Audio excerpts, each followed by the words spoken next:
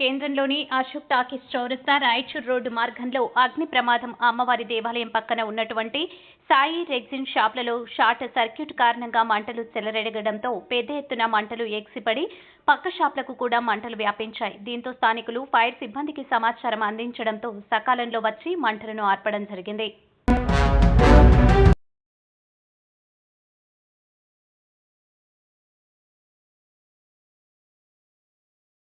Ya udah,